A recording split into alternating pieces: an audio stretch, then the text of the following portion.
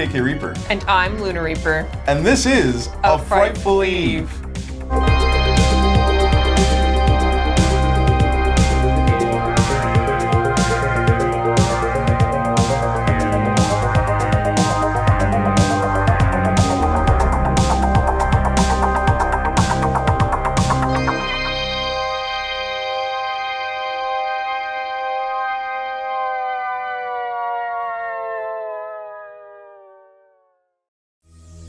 This evening, we will be ranking a film series from subpar to scary in this week's segment of A Frightful Franchise.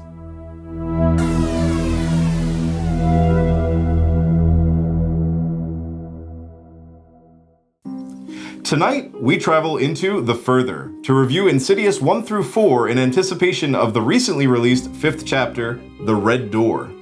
Each one will be rated out of 10, ranking them in order from terrifying to tame. But first, the horror news.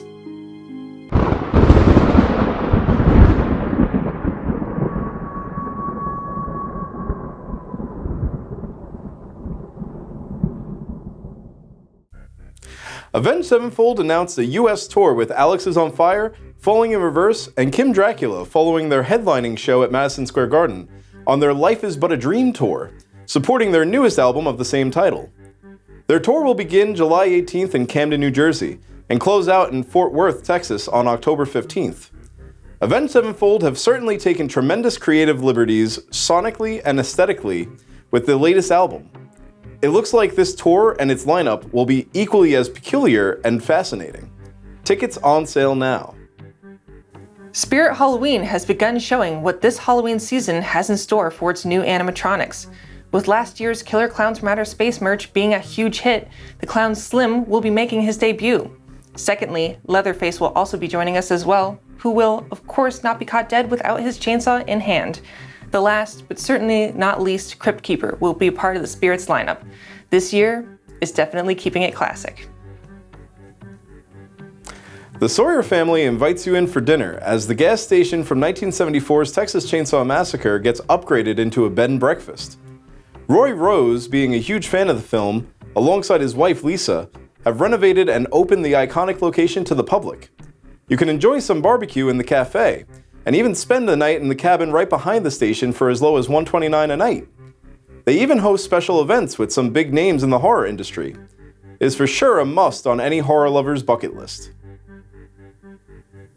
The cast of Netflix's series Wednesday has begun teasing plans for season 2. Beginning with the announcement that we will have a family member joining. With no official character named, the cast has discussed their own theories as well as fans throwing in their guesses in anticipation. Most notably, we did not see Grandma Adams as well as the iconic Cousin It. Who could it be? While also discussing fan theories about unfinished business in season 1, it's nice to see the cast just as excited as their fans. Kevin Bacon will be joining Blumhouse Productions for a new series being brought to Amazon Prime Video. The Bondsman centers around Hub Halloran, played by Bacon, a backwoods bounty hunter who comes back from the dead with an unexpected second chance at life, love, and a nearly forgotten musical career, only to find that his old job now has a demonic new twist. Although production will likely not start until the Writers Guild strike comes to an agreeable conclusion. Hopefully we can look forward to this new addition to Bacon's horror resume in late 2024. Coming to theaters, Cobweb. A young boy hears noises coming from his walls. After expressing his fears, naturally, parents push their son's concerns aside as his wild imagination. A classic parenting tactic. With their son's paranoia at its peak, it's not long that he's asking, "What are my parents hiding?" We will find out July 21st. For more information on these events, check out the links in the description below. And now for the review of the Insidious franchise. Hey, you ghouls. What do you want, Bartholomew? For these reviews, each one will be timed. What? But why? You know how you two like to ramble on about your movies? Yeah. Well, this time we have several to review, so hurry it up. All right, well, without further ado, let's get into the review.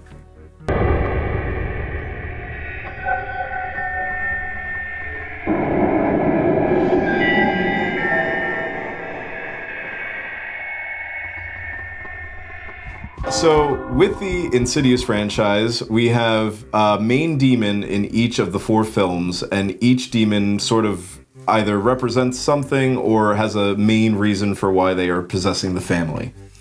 In the first Insidious, we have the lipstick face demon, which we both did not think was the real name, but it is. Apparently so. It's the lipstick face demon, and he enters in the story while Dalton is lost astral projecting, and he uses him as a vessel to cause harm to specifically this family. So essentially the story is just him tearing this family apart.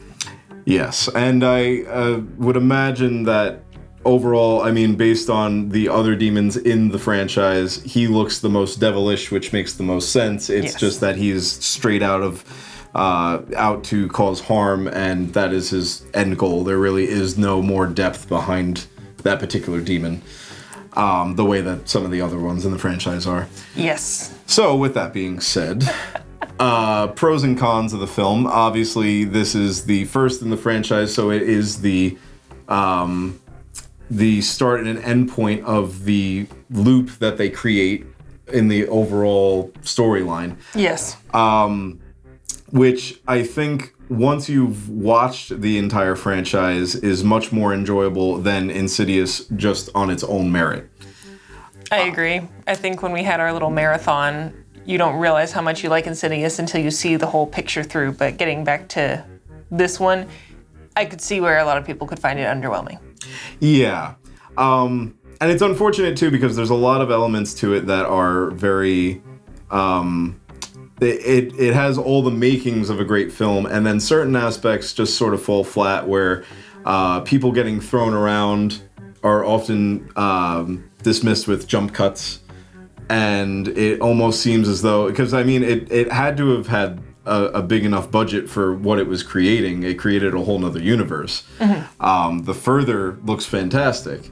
But then you go to the action scenes and it almost sort of falls flat because you miss a lot of what's going on, or it's very quickly cut away. I see what you mean. I think this first one did a great job at making you uncomfortable, like you know something's off, something's wrong, where I try to, whenever I watch things like this, do my best to keep it in the sense of like keeping within the knowledge of a family member. Like they know something's off, they know their life is not going their way. They just moved into this house. Why are things going wrong? And so I could see where they tried to make you feel uncomfortable, tried to make you feel dull with the color palette. But I do think when things were supposed to go awry, I think they did a better job at making you feel creepy, where you're panning over certain scenes and you see lipstick face in the background. Right. Where they did do a good job at have you like just not feel easy, but tense is the better word to say. But I don't think this movie scared people. Yeah, I noticed that. Even just with the marathon, it seemed as though, like you said, unsettling is probably the best way to describe it. It has a sort of, it's much more like typical supernatural up until the point of getting Elise into the picture, where Dalton rises out of the bed, slams on the table, people go flying, and then it's suddenly a little bit more action-packed. But you don't really see that element in this movie as much as you do the other ones. The other ones feel like it's really hard-hitting and a one giant chase sequence and trying to fight these demons and really going after them. I think also because Elise gets a little bit more of a branch out after the first one, where again she's only just introduced in this. Yeah, I was just gonna say, like, I think this is one of the first movies, if I'm gonna say what makes it different, it really, the family is a side character besides Dalton and Josh more so, but this is the first movie where it hones in on the psychic character, or the person that can see beyond, where usually they're just an assist to the story, where the moment Elise is in there, the moment Specs and Tuck are in there, that's when the story really continues on. We really care about the people that are solving the issue rather than the victims, which most horror usually follows the victims. Right. And I think that that's another reason that the franchise, again, as a whole, does so well with Insidious 1, but Insidious 1 on its own feels so underwhelming, like you said, just because those characters are not fleshed out yet. Yeah. You're only just getting to see them now, and then all of a sudden it kind of, well, obviously not with part 2, but the rest of the series kind of loops itself back up until the point of part 1. Exactly. Which, again, as a franchise, if you can appreciate it on the quality of the 4 looping itself back into that, it makes part 1 so much cooler. Yeah. Than what part 1 is on its own merit. If you don't love me at my 1, you don't get me at my last key. That's great. Thank you. That's very, very enlightening to the series. I think that's a great first installment there. I do like Lipstick Face. I do think he looks great, and I think in most horror reviews, his entrance into the story will be a notable one in horror history. But I do think we both agreed on a con. I know we both agree that the quality of his presence declined as the movie went on. Like, he looked so good and so striking when you first saw him, and by the end, when you see him like crawling on the wall, or even that one fight scene, I'm just... Right. It doesn't deliver again. I don't know why. He's a classic case of, the less you see, the scarier. And that's why those scenes are so effective. I think that Lipstick Face is more effective in the way that the scenes where he appears suddenly are so much more iconic. Because, I mean, the image of Josh with Lipstick Face right behind his head in the dining room is something that's, like, embedded in horror history. Yeah. Whereas once you develop and see him in the further, he looks like your standard depiction of the devil, and it kind of loses. It's a little more almost cartoony compared to the initial images you get of him. Yep. So yeah, I mean, as far as that goes, I would definitely say that's I think that if they had kept him more obscure and kept it to the glowing yellow eyes and just the close-ups of the claws being sharpened, I think it would have been a lot more intimidating. I think at one point he has like you see sort of almost like a rat tail on the back of his head and stuff, and it's like, what's going on with this character now? Was the scene where Josh finally finds Dalton and Lipstick Face just comes out and just gives the like, and it was the least intimidating, like, like, I know them from Hot Topic, like, that's not gonna... Right. That's my friend. Right. Yeah, that definitely, it takes away from the character for sure. I definitely, between the fact that you see so much of him and you realize just how unintimidating he is in stature and the way it's presented in once you see the full image, and coupled with the sound effects that he makes, they could have at least given him a more intimidating roar or a gargle or something a little bit creepier than that, and instead it was more like a which could be cool on its own if they just made it a little bit more otherworldly. Like, nothing has to be big, nobody has to be big, or sounds have to be big, but if you're gonna take the small, almost rat-like sort of realm, make me feel like that did not come from this world. That's something that never existed on Earth. Like, make it unsettling. Right. And that's, I do believe that ultimately, because all the other characters in the franchise, all the antagonists, all the demons are much more fleshed out, that also makes him kind of fall flat, because he really is just out for hatred, and it doesn't really give him much of a backstory beyond that. No. You gotta make it personal. Yes. Yeah. All right, on to Insidious Chapter 2. Dose. In this one, we see the addition of the Bride in Black, also known as Parker Crane, tortured soul, not demon, as well as his mother, Michelle Crane, the evil SOB. The true ringleader or puppeteer behind the madness of 2. Yes. Definitely an interesting combination. Those two characters are much more fleshed out than the predecessor. Lipstick Face, as far as character development, pales in comparison, I think. Yes. Now that I think of this further, it does have that horror trope of controlling just mentally ill mother puppeteering her son to do her dirty work. Right. And that, obviously mirroring a lot of elements from Sleepaway Camp, and as we've come to know, Jason Blumhouse Productions, they all have a deep appreciation for horror genre, and especially 80s horror. Yes. So those elements shine through, as well as the same thing with The Shining, once Josh gets possessed by Parker. Those elements, I feel like, are some of the saving graces to this film, besides the fact that it, as far as writing quality had gone, it went up significantly from the first one. Production as a whole seemed to have maybe gotten a bigger budget as a result of the first one. So you see a lot of these elements in there that have advanced the franchise majorly from 1 to 2, just in the sequel alone.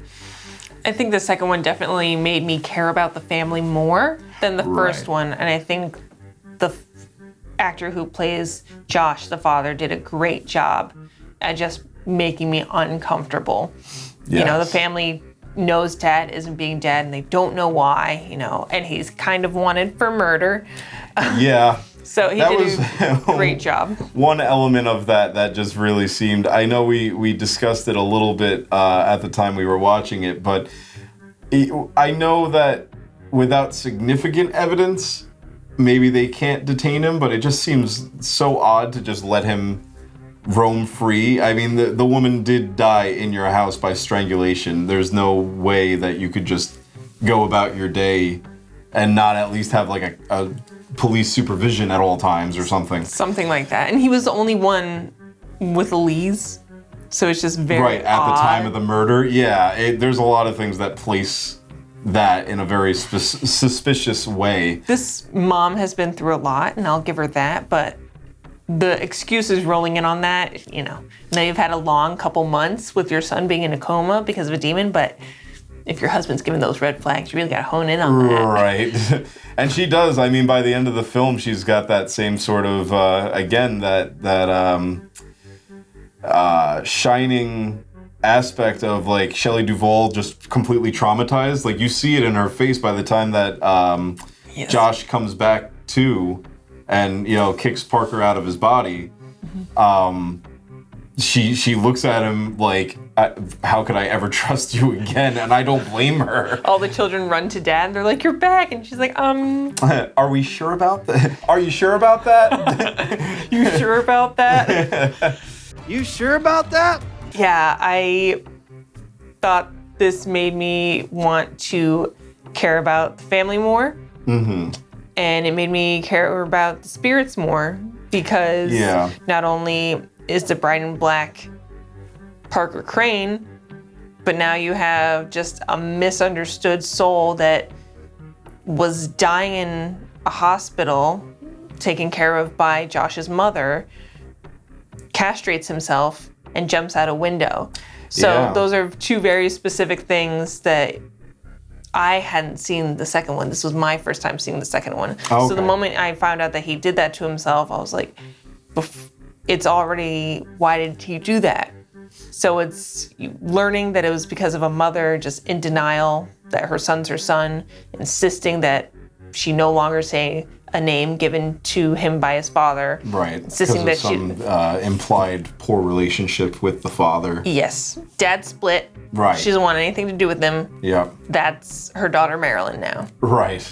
Which already still a murderer. Parker's still a serial killer. But But he's a tortured soul, and that's what makes it all the more heinous. It's sort of he's complex. the moral ambiguity of it, because it's obviously he's a murderer, but he's a murderer by vicariously through his mother, who tortured him his whole life, and that's why he goes after Josh from when he's a young child, because he wants to be able to live as a boy and go through life as a boy, as with a relationship with his mother that can be loving and not so insane.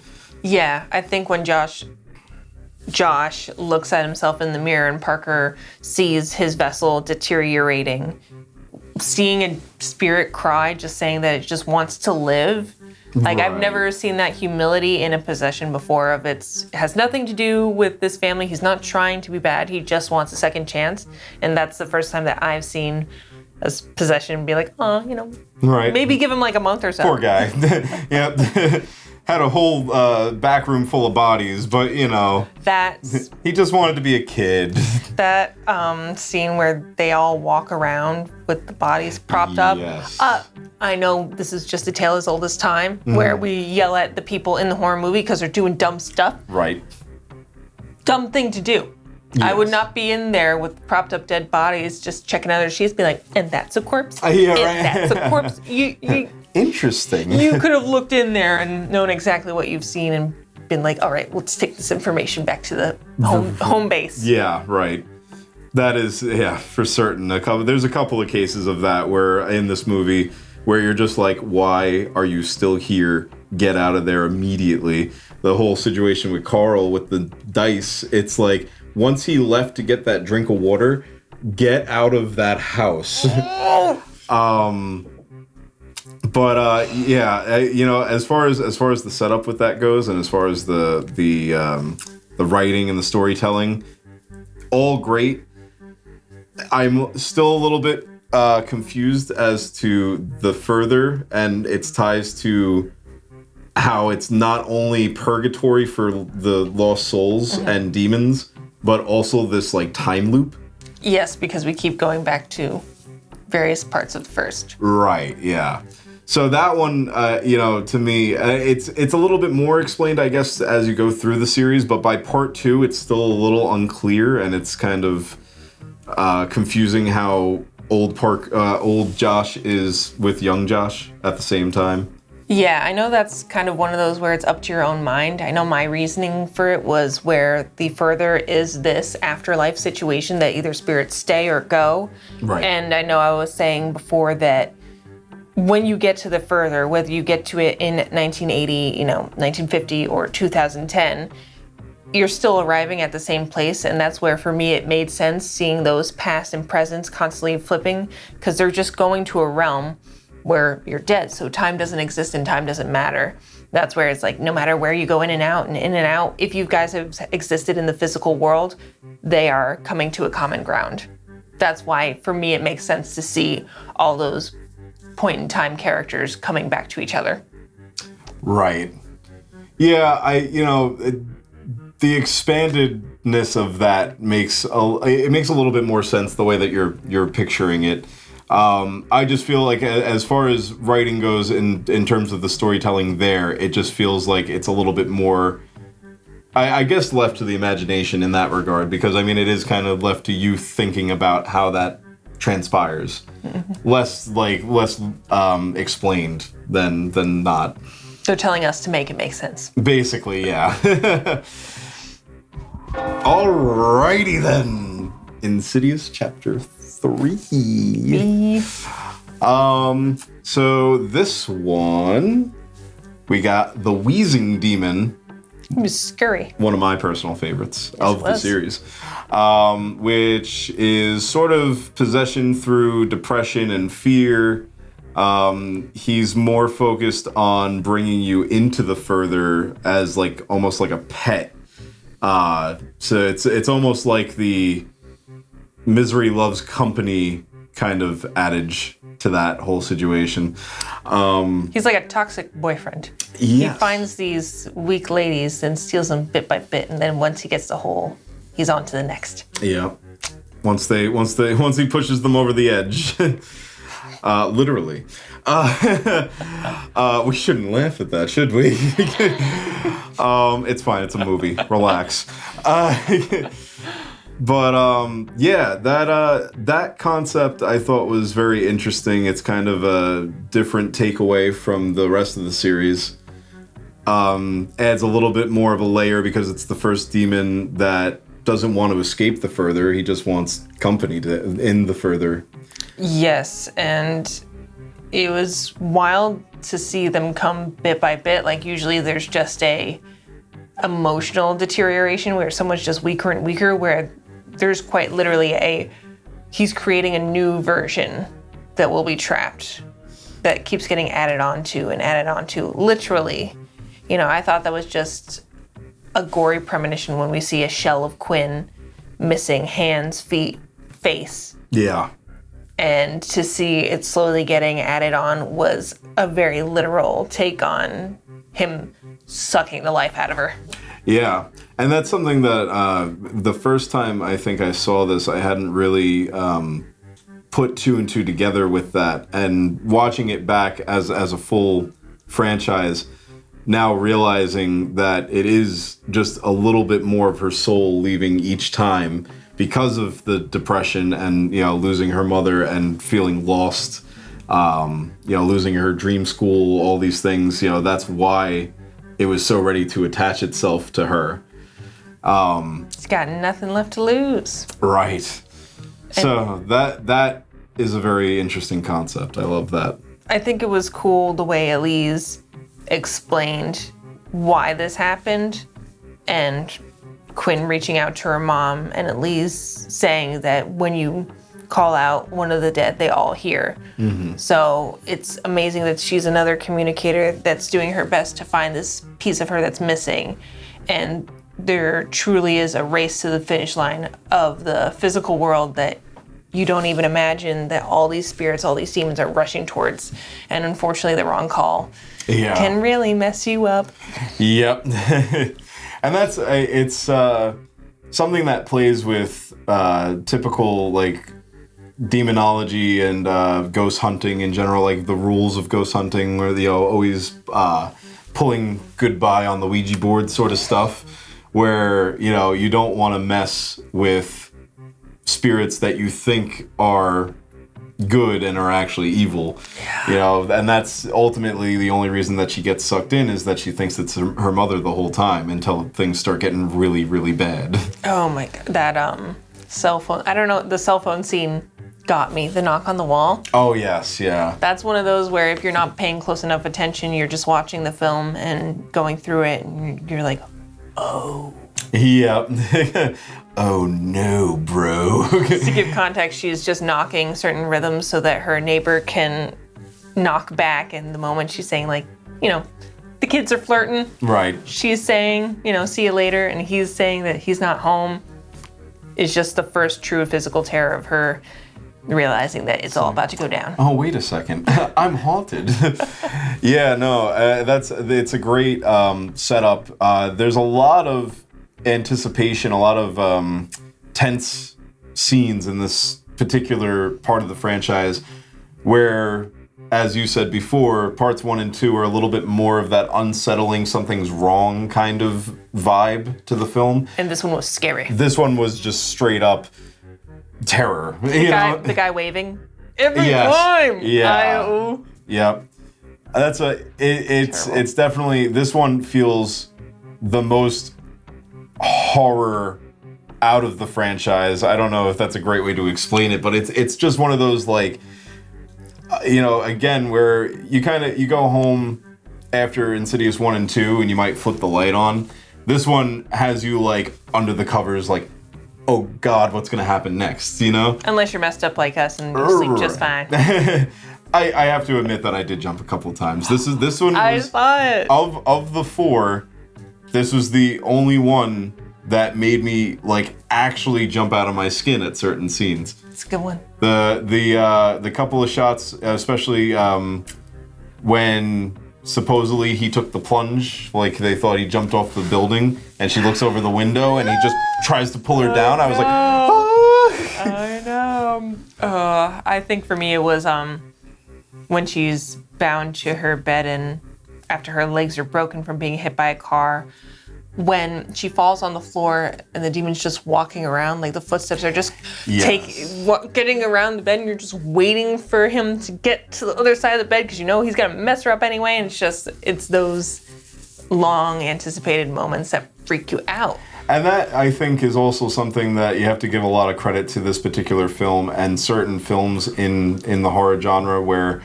there's elements that sometimes are kind of goofy to add to try and make something new of a typical subgenre, like paranormal and things of that nature. Some movies add certain elements that haven't been added before, and they don't really add up. They don't sit right in the film. The fact that she's paralyzed from the waist down is such a great addition because she is completely useless to herself. Yep. You know, it adds so much more to the fact that she's completely helpless. It adds so much more. Obviously the dad is not as in the picture as he should be, and so she's really left to her own devices at certain points in the film. And then finally, when she does get fully possessed and she just kicks the casts off, and you realize, like, wow, this demon is strong enough to go past all broken bones and the neck and everything else and just come for blood. Yep. That was something else. That was a pretty original design for someone that's basically just an old man with a respirator. I haven't seen anything really like that. Yeah. And I think the sickness aspect of that character is what makes it all the more creepy. The gagging on the bile or black gunk or whatever, the black gunk on the feet, it looks like the depiction of depression, which really adds to the symbolism of what he's trying to accomplish. And that being said, I mean, it really pulls together Elise's story more than it had in the previous two. This is the first time that Elise is really kind of taking a step out into the forefront of the franchise. Definitely. Once we walked away from the Lambert family and it became less of a family being torn apart and more of a demon at hand, it always will bring Elise front and center. Yep. And I mean, she's the favorite. Yeah. I feel like if we didn't go through this series and they just stopped at one, without Elise, this movie would be nothing. Oh, absolutely, yeah. It would really, it would be fine as its own standalone film, but I don't think it would do nearly as well without her in it as part of the franchise. Yeah. She salvages it. Yeah. For certain. All right. Insidious. The Last Key. Not technically a 4, but still a 4. I like this one particularly because it almost wasn't about the demon. Like, this was truly Elise's backstory. Yeah. Well, it's interesting to go from 3 to 4 because 3 was the first time that you're seeing her in the spotlight. Mm-hmm. And then 4 was like, okay, now that we've given you fully grown Elise and she's, kicking butt all across the further, let's tell you how she got there. Yes. So I would agree. I love the backstory, going as far back as the 50s as her as a young kid, getting to see that obviously Dad does not like the fact that she has certain powers. Mom's secret support. Right, exactly. Which is not very helpful. Yeah. Well, I mean, if she tried to, what would she get, Take the blunt for your kids, God. I guess, yeah. I mean, I would agree with that generally, but I also understand the fear of getting involved in that as well, especially if you're living in that the entire time. Coward. That's what horror is really about, bad parenting. Oh, jeez. But yeah, the build up to that, the fact that Elise feels responsible for the passing of her mother and still gets her closure in the end, even with her father, really, because she gets to learn that he was, even though it's again one of those moral ambiguous kind of situations. Like, he did kill a lot of people, as we come to find, but he was also being kind of puppeteered by our key bearer, the demon of this franchise. Yes, and it almost makes me think, it's truly tied to the house. This key-bearing demon has access all throughout the house, including the passageway to the spirit realm through the house, where whoever moves into it, whoever's the weakest link, or the only one, whoever is in this house and is a target will be infected. The moment they said in this house, we looked at each other, and I knew we were going to reference Skinamarink. I know, I had to think about that too for a second. And you know, and now that I'm thinking about it too, the back rooms of this house and the way that it was laid out, and ultimately the downstairs pit area of, you know, where all these women were locked up and stuff, kind of has almost I mean, obviously later on, but you know what I'm going to say. Yeah. Barbarian? Yeah. Yeah, 100%. I would be kind of surprised if they took influence from it, only because that seems so far removed in terms of concept, but it wouldn't be so far stretched because that downstairs room, you know, women locked up down there, all that stuff, all kind of still same concept. Yeah, this movie did a great job confusing you in what was Elise's natural abilities to see the dead and actual victims being currently kidnapped and women just sneaking around the house in attempts to escape and Elise just spotting them. So It's almost like the father wasn't, I don't know if he was truly fearing her abilities or if he was truly fearing his risk of being found out by his own daughter. Right. Right, just suppressing that curiosity. Yeah. Who knows if he was even acknowledging her talking to spirits. He could have just been like, she's talking to the women. Yeah, the women escaped and she was just talking to them and thought they were spirits or something. That makes it all the more interesting, and it gives it so much more depth with everything that's going on.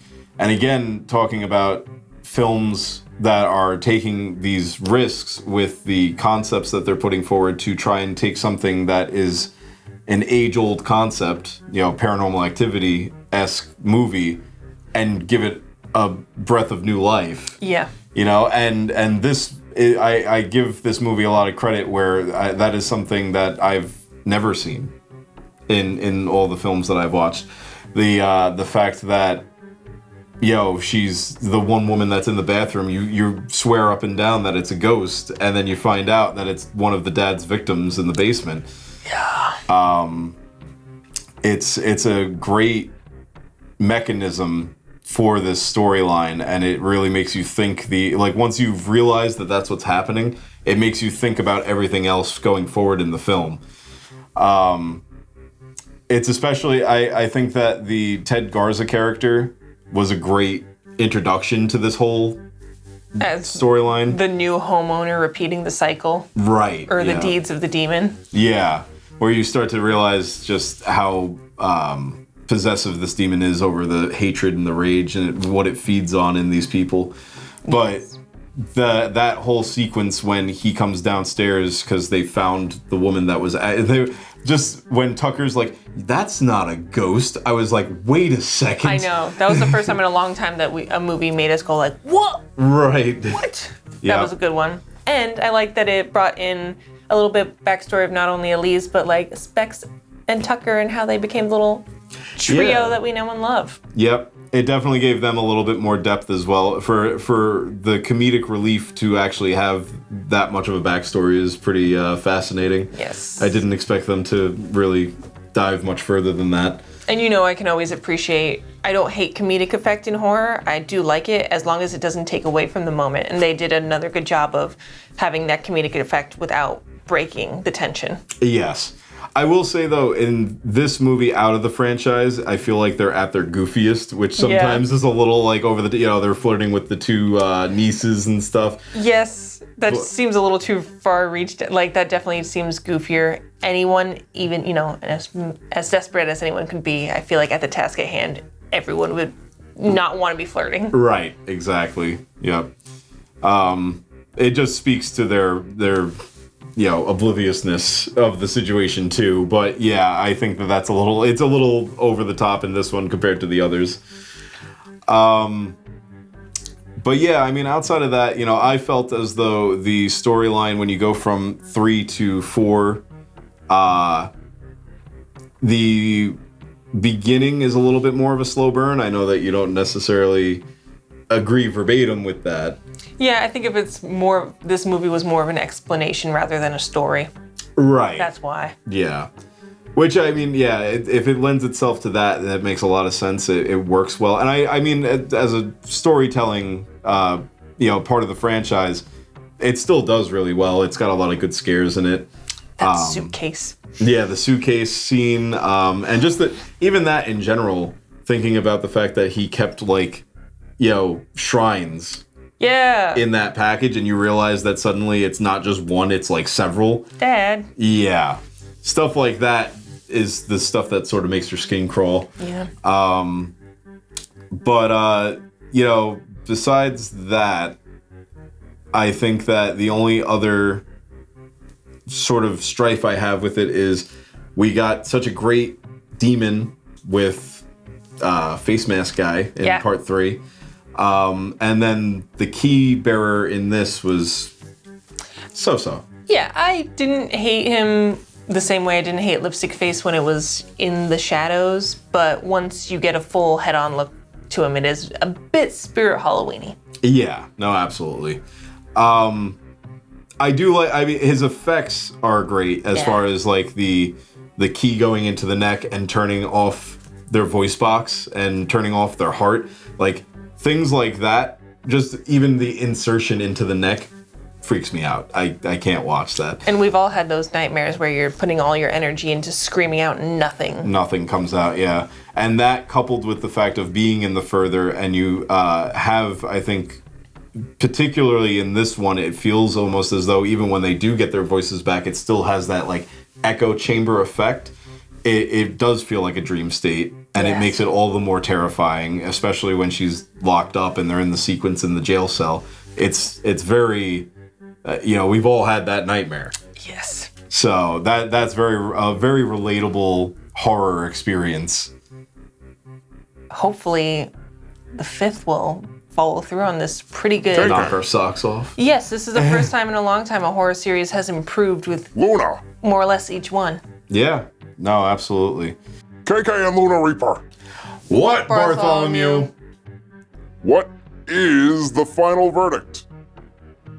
Here is the order in which we think the franchise ranks most terrifying to most tame. Coming in at number 4 for most tame in the franchise is Insidious from 2011, earning itself a 6.5 out of 10. Coming in 3rd is Insidious Chapter 2, made in 2013, earning itself an 8 out of 10. Coming in 2nd is Insidious The Last Key, made in 2018, earning itself an 8.5 out of 10. And coming in 1st, so far, is Insidious Chapter 3, made in 2015, earning itself a 9 out of 10. Woo!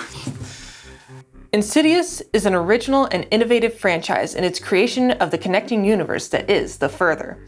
Each story shows what it would truly be like if the paranormal realm leaked into the living world and the consequences that comes with those between two realities. Truly, though some resonate more than others, each film in the series is crucial to the entire story. With the upcoming 5th installment, let's hope it continues on the strong path the franchise is on. That's our show. Thanks for tuning in. And until next time, Ghosts and Ghouls, have a frightful eve.